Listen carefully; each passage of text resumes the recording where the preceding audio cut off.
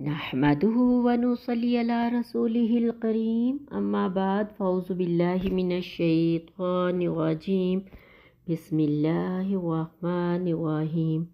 السلام علیکم ناظرین، امید ہے آپ ایمان کی بہترین حالت میں ہوں گے۔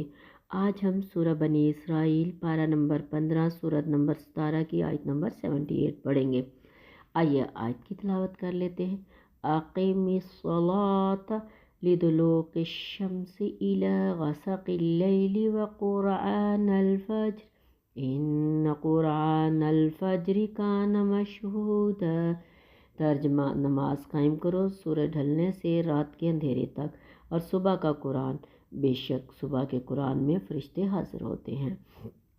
ناظرین، اس آیت کی دوبارہ تلاوت سن لیتے ہیں۔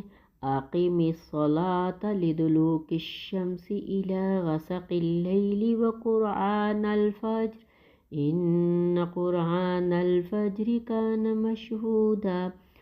نماز قائم رکھو سورج ڈھلنے سے رات کے اندھیرے تک، اور صبح کا قرآن، بے شک صبح کے قرآن میں فرشتے حاضر ہوتے ہیں۔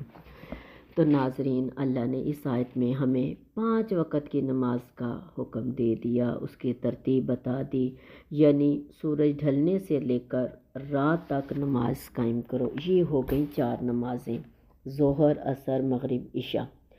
کہا جا رہا ہے کہ ان 4 نمازوں کے قائم کرو۔ اس کے بعد آ جاتی ہے 5ویں نماز فجر کی، اور فجر میں قرآن کی تلاوت زیادہ کریں۔ ہمارے نبی پاک صلی اللہ علیہ وآلہ وسلم کا بھی معمول تھا کہ فجر کی نماز میں قرأت لمبی کرتے تھے۔ اس میں فرشتے حاضر ہوتے ہیں، یعنی فجر اور عصر، یہ 2 نمازیں ایسی ہیں جب فرشتوں کے چینج ہونے کا وقت ہوتا ہے۔